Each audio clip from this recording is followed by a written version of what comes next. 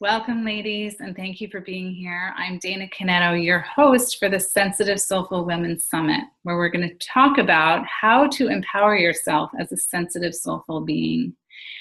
And in all areas such as health, relationships, body image, managing your energy, and so much more. And today we have with us an amazing sensitive, soulful leader. Her name is Maria Hill, and I have the honor of introducing you to her today. So thank you so much for being here, Maria. Well, thank you. Yeah. Thank you, Dana. It's a real honor for me to be here with you. I really appreciate you having me for this important project. Yes, very important. So Maria is going to be talking to us today about how frameworks transform the lives of sensitive people.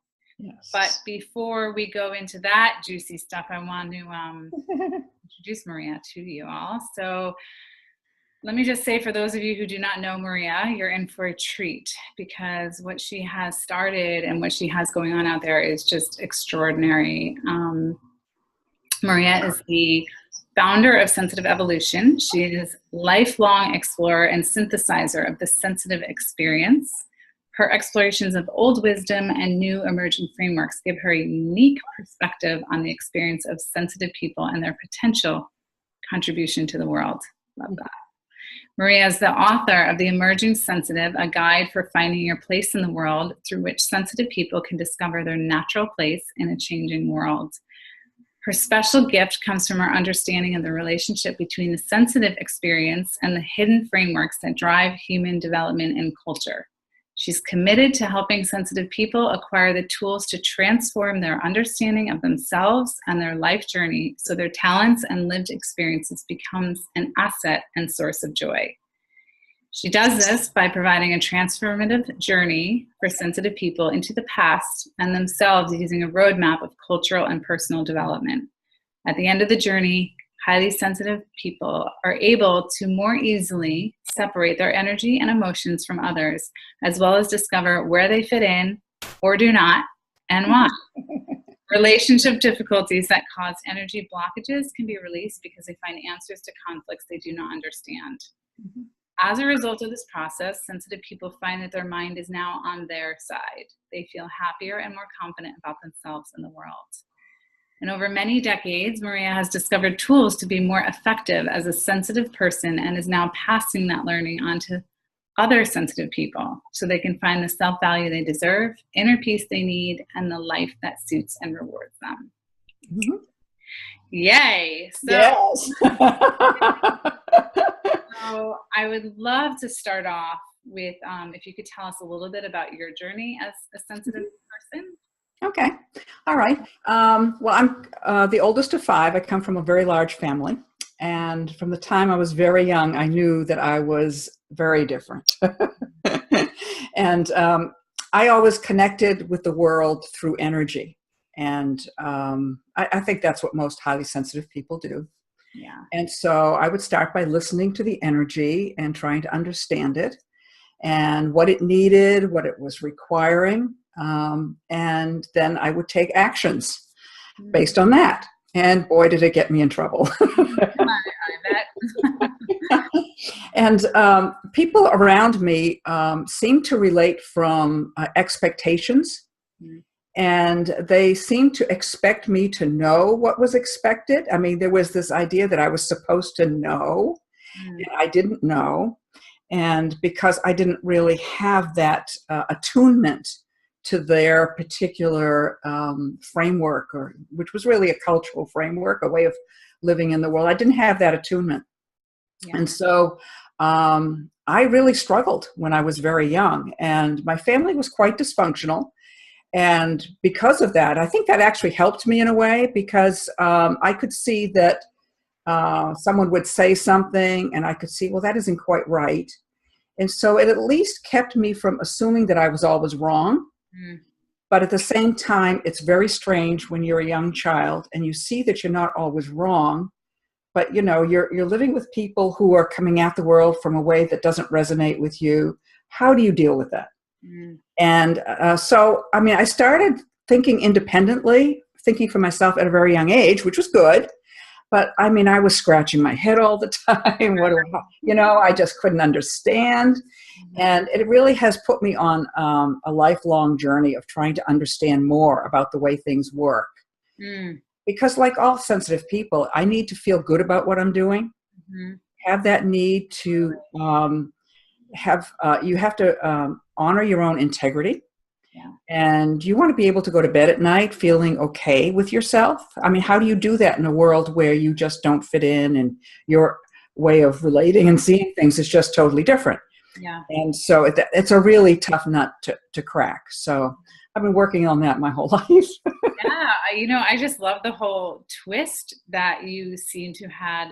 Like, you were able to put everything in a different perspective. Because I know for me, I had sort of a different journey, and I think everybody's different, but I can see where there's also a lot of sensitive people who actually more conform rather than become individualized, which is like a beautiful way to have, even though there was obviously, I'm sure, some difficulty with a dysfunctional family and all the questions and wondering where do you fit in. I love that whole kind of perspective that you were able to do at such a young age, like really following that intuitive knowing as a sensitive person. Yeah, they didn't know they were dysfunctional. Well, right? So, it's not easy being a young kid and also being the canary in the coal mine, Yeah. It's not a fun thing, but yeah, it was interesting. Yeah. So what do you find has been the hardest part for you? Oh, the social stuff. Yeah. And I think that's true for a lot of sensitive people because, I really do come at the world from a different place. And our culture now is so fast paced and it's so competitive. And a lot of it is superficial, all this social competition and the one-upsmanship and all of that. I don't find it all that interesting. Yeah. And I just, want to just stay away from it. And so, I mean, you get this feeling of isolation. Right. And it's just such an uncomfortable place. I've had some sensitive people say they get upset because they feel that they're distrusted. And because you're different and you come at the world differently, people sometimes don't trust you. I mean, I certainly get that in my own family.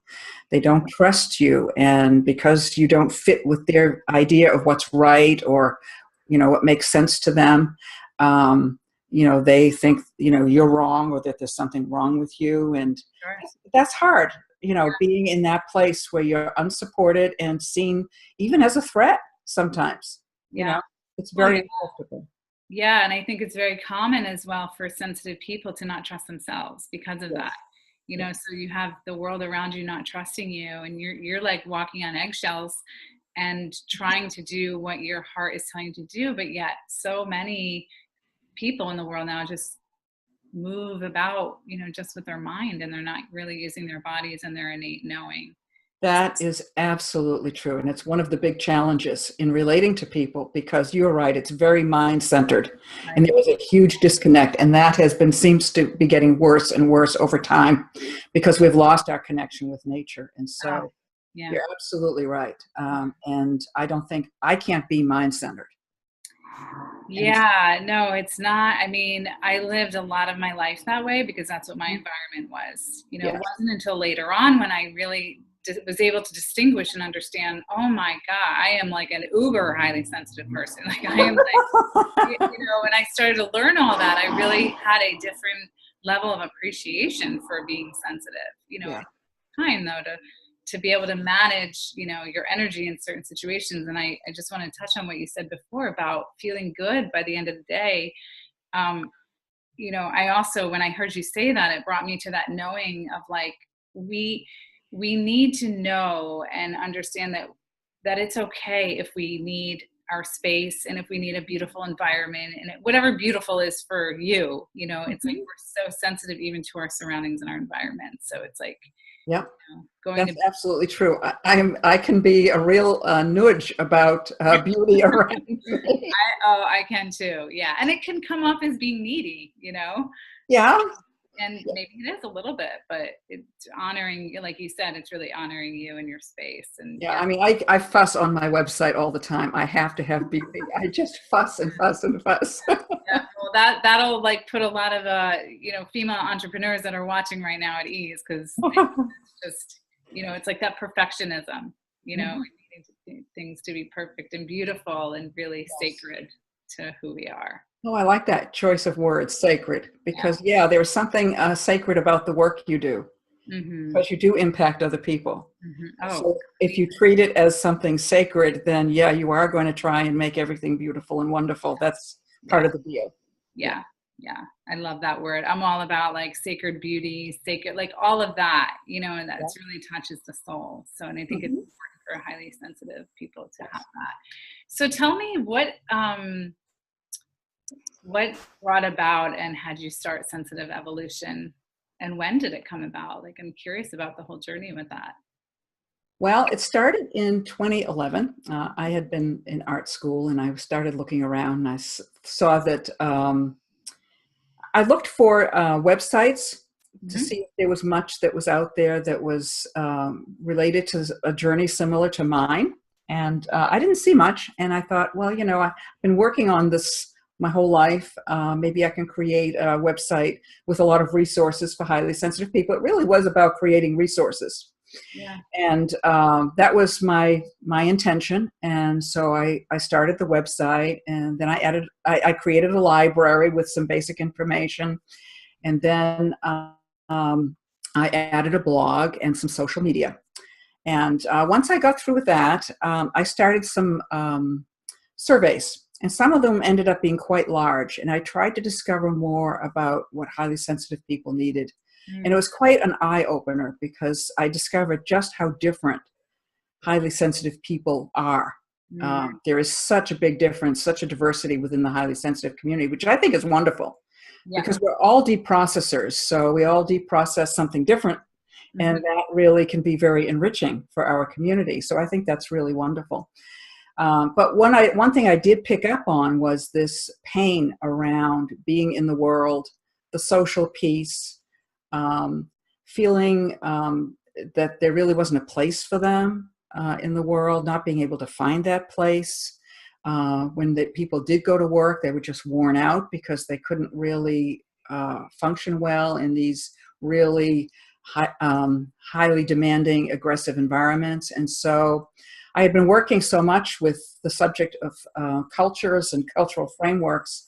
I thought that really needed to be, that was someplace where I had something to give that could be really useful. So I started developing my courses, and I wrote the book, which starts introducing frameworks, and also where there are compatible environments within the world for highly sensitive people today. And the courses go into greater depth, so people go on a personal journey through the past and discover what things they can let go of, and a new place to live from. Yeah. Ooh, that's good. I think that's how I found you. I was looking up resources, and that's where I came across your site, and I just happened to be planning this, and I started reading more about you, and now I get your newsletters, and it's just amazing. Well, thank you. Such a great insight as to what's going on for a sensitive person, really touching on that. I focus a lot on the energetic experience. So when I'm looking at frameworks and when I talk about them, it's not just a piece of intellectual information. You have to look at frameworks also from the energetic place as well, because otherwise you can't really connect with it and really use it as a sensitive person.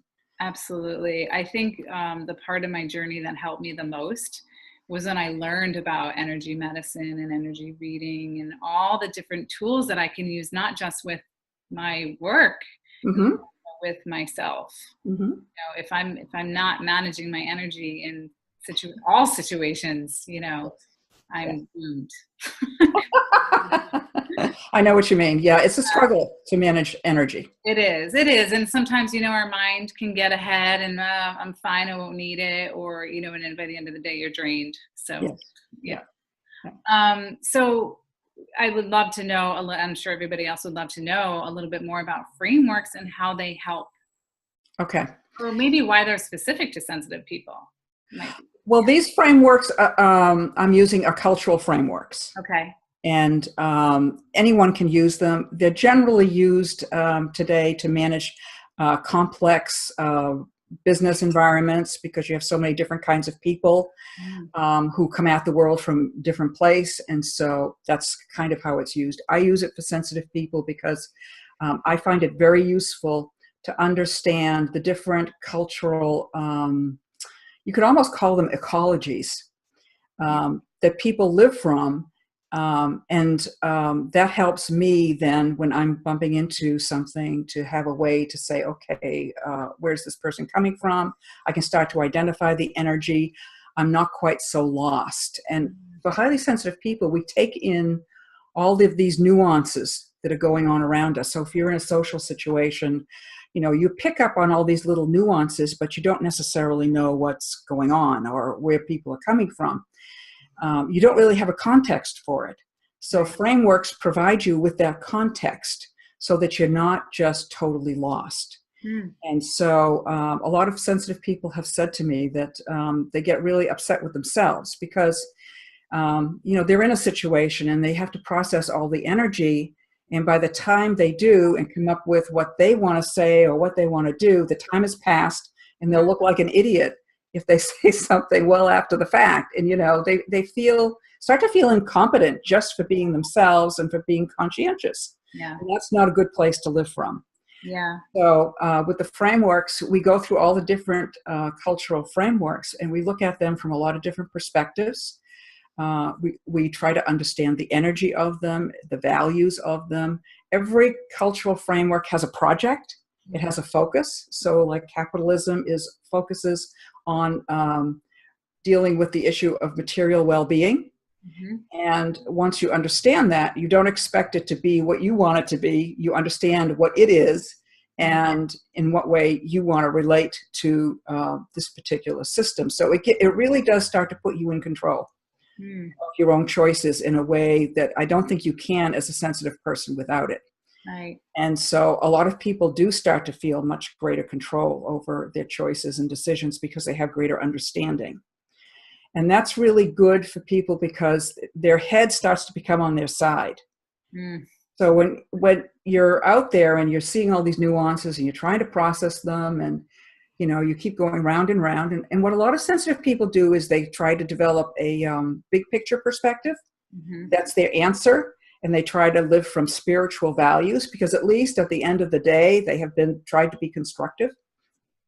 And sometimes it works and sometimes it doesn't work. Sometimes it just isn't enough, And so you can feel really down because here you are, you're trying so hard and you're processing so hard and you don't always get to a good place with other people. And so that is a real downer for a lot of sensitive people, but frameworks help you with that so that you're not always feeling like you're totally lost. Yeah, that's so great. Yeah. And I mean, there's that level of kind of, I don't know, unworthiness. I mean, there's definitely a level of unworthiness that a lot of, sensitive people feel, or I've even felt. And it's almost like you said before, the way we take in information. It's almost like that processing that happens when we hear something about ourselves or we don't get something right. It's like tenfold compared to something not sensitive. So I love that. I love that it brings you kind of on your own side so you can really stay in your sovereignty around that. Well, yeah, because once you understand the whys for things, then your head relaxes. Because if you go into a situation or you have an experience and something happened and you don't understand why, how do you let go of it? It's our nature to be so conscientious as an answer to being sensitive, so your conscientiousness doesn't get satisfied. And if you don't satisfy that, you're being glib, maybe even reckless. That's not a way to be congruent with your inner integrity. And that just leaves you in a really bad place. So this way, your mind starts to understand. I've had people say to me, oh, so that's why I had that problem with that person. Or why, there is that discomfort because they look at the world from that point of view and it makes sense. And so they can say, okay, well, that's why that was. And, maybe I could have done some things differently, but basically that person's attitudes are not my fault. So that feeling of, it's my fault, which I think as a sensitive person comes naturally because you'd rather make it your fault and work through the issue and come up with an answer that satisfies your integrity and your conscientiousness. Mm-hmm. And so you can sleep at night, but you're killing yourself to do it, you know. And so, yeah, with frameworks, we make the head happy, and you know, it's much easier then to relate to people who are different and let go of the past, clear out the energy, and you're good. Yeah, that's great, because I can even relate to, and I'm sure many of the listeners can relate to, almost having that sort of addiction, healing addiction, you know, like wanting to like really excavate a lot of the things that are maybe holding you back or you're blocked from, or in relationships. I know a lot of times, even on my journey, if I get triggered around something and I know very well it's not about them, it's about me and what's going on inside myself, but we can go and we can kind of spin in that, like, oh, I'm not there yet, or I haven't solved this yet, or we can just get so hard on ourselves as sensitive. So I think that's great that it almost gives it a little bit of a boundary. It sounds like what you're saying, of like not going down that hole. Yeah, you don't have to, because something didn't work out, you don't necessarily have to get into a negative spiral. Yes. Because you understand this different perspective that someone has. You're not responsible for their perspective. Now, you still have to be a decent human being, and you relate as constructively as you can and do your part in the world. That doesn't go away. Right. But you can't take on other people's issues. And sometimes you just have to let people you know, be on their journey and recognize that they're just in that particular place that they are. Now, when we look at the different cultural frameworks, there are different ones. We see them not just as cultural systems, but they're a part of every individual's life. And every single cultural system, it has a particular purpose, and it develops certain skills in people. And so you can't necessarily assume that what's, you know, where you're at is right for somebody else, because they may need to be in this place where they're learning XYZ skills because that's where they are in their journey. Right. And it gives you a very respectful attitude about the journey that we take in developing our skills and abilities in the world. And the way human history has gone, excuse me, I mean, it has been kind of messy, you could say, but nonetheless, I mean, you begin to make sense of it. And so in doing that, you can acknowledge the good while you separate yourself from the more toxic elements of it. And so that puts you in a better place. Yeah. You can be in a better place about the past. Right. Right. Yeah. Not in that dwelling place that we can get into too. Yeah.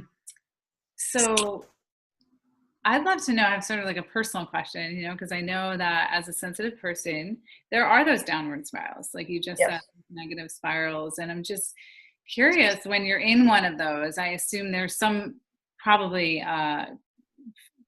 frameworks or some foundation that somebody would go to. But I'm wondering, in terms of like your journey, what has brought you the most joy? What is it that kind of brings you out of that spiral, or can get you out of the sort of the spinning in, you know, I'm not good enough, or I didn't do that right, or whatnot? Because regardless of the tools that we have, you know, that's also building the muscle with using the tools.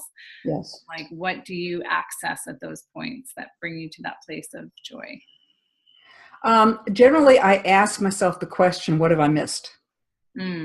That's my favorite go-to question, because generally there is something I've missed. And I'm always trying to discover that. And once I discover that, you know, then I tend to be pretty content. I do find it very, very hard sometimes when people, I mean, particularly people in our highly competitive world, I have trouble with relationships, particularly people who are trying to be very competitive or very domineering or things like that, or very dogmatic. And I can't say that I always have great answers. You know, sometimes you can use humor. If you know someone well enough, you can say, okay, enough. But in many situations, you know, that may not be possible. You may just have to put up with someone. And I can't say that I'm someone who is good about being a victim. And so sometimes I can be a little bit hard on myself. Yeah. And so I will sometimes just stay away from some people because I just don't want to go there if I can't get to a good place. I think that was the hardest thing about my childhood. Mm. My family was very, very negative, and I kept trying to get to a positive place with them. And I really wasn't able to do so. And so I ended up reaching adulthood feeling like such a failure. Mm. And so I really work hard not to get to that place where I feel like a failure. Yeah. And I'd have to say that the frameworks have helped me the most because I do have a very active imagination. I'm very creative. And, like a lot of highly sensitive people, Dr. Aaron talks about this positive valence that we have. And I think we tend to be positive and we see possibilities. And that doesn't mean we necessarily can get good outcomes. And so I sometimes can feel very ineffective. And I just try to focus more and more on where I can make a difference and let go of those things that don't. But sometimes I have to ask myself that question, what am I missing? And if I'm not missing anything, I may do a lot of Ho'oponopono to let go and do some forgiving. But I do also use Ayurvedic practices like transcendental meditation. I've been doing that for 20 years. That too. Yeah. And so I use the Ayurvedic practices to try to take care of myself. And so that's part of my daily practice as well. Yeah, beautiful. Yeah, that meditation it really got me on my path of Mm-hmm. do something. Yeah. You brought up something. Oh, yes. What you said before about,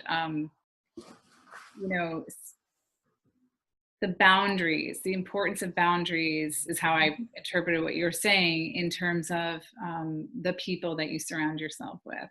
Mm-hmm. I think that's so key with living in this space of a sensitive person, of being okay with that, and like liberating yourself in that way of like, it's okay if you might have to detach a little bit from somebody, because I'm such a connector and I love connecting with people. And I think most sensitive people have this to where we really see the good in most people. Yeah. To be like the most evil person there, and there's just you can see the wounding. You can see like the inner child really needing help. Yeah. And it's hard to then start disengaging with people that you may have been close with in the past, not recognizing that they're unhealthy for you. So I think that's such an important message, because we deal with people every day. Yeah. A lot of people use things like a white light, an energetic tool to help themselves. And what I'm finding, listening to people who have worked with the frameworks, is that the frameworks act like an energetic protective shield around them.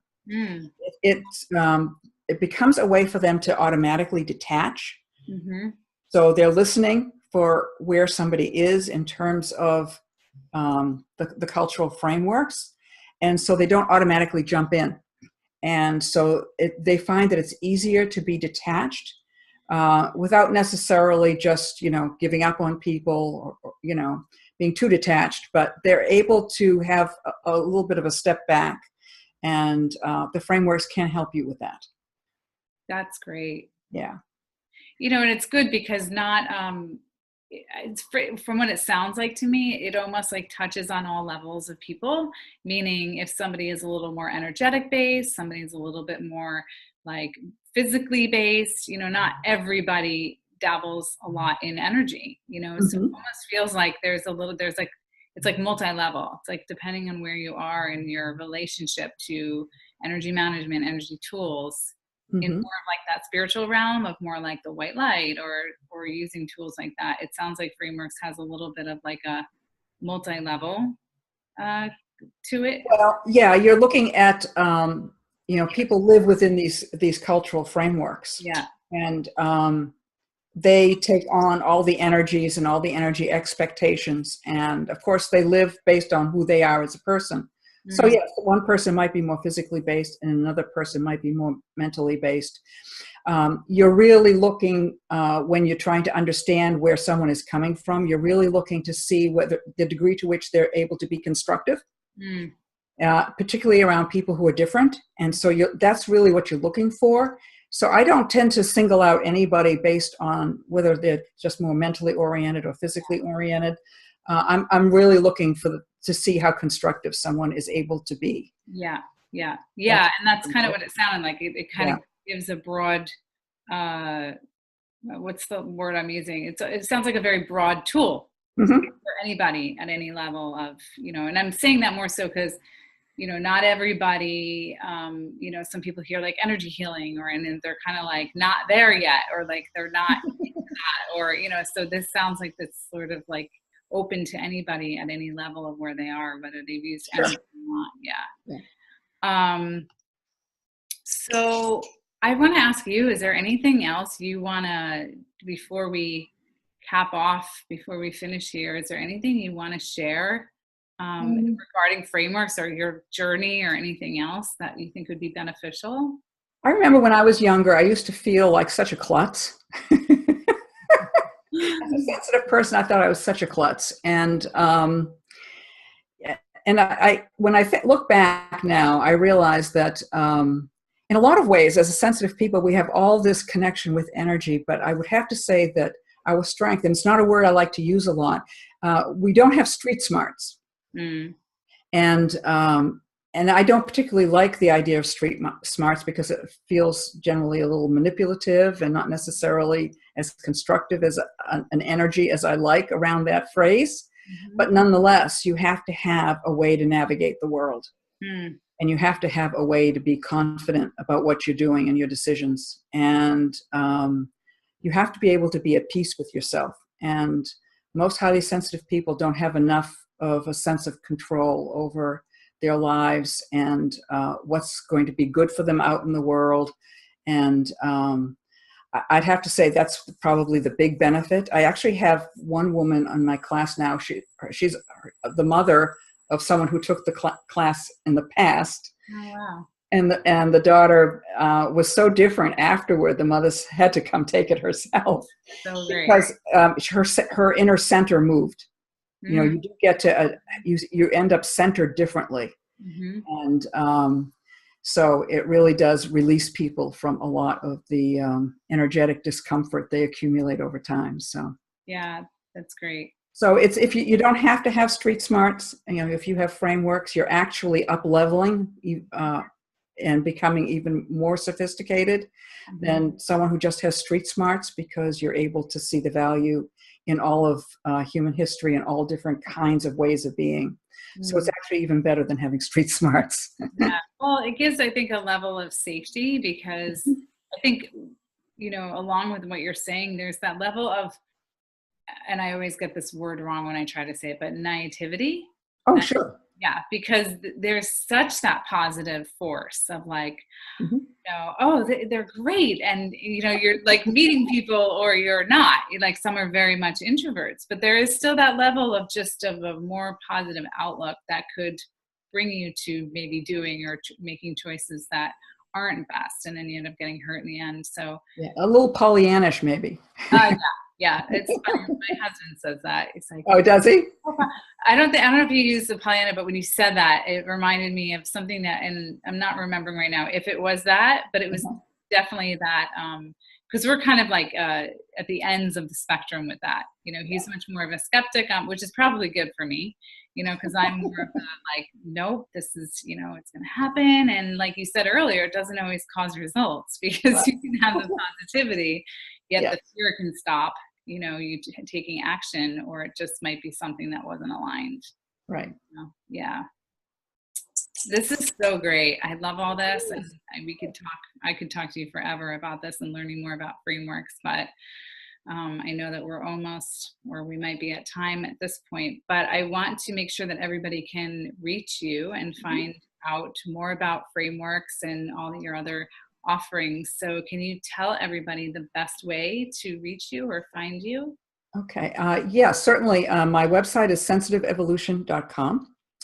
And there's a library on there and a lot of resources. There's also a blog, and on the right-hand side of the blog, if someone wants to sign up to learn more about the course, a couple of times a year I send out some information about frameworks and some videos and some information about the benefits of it, so people can learn about that and see if the course is for them.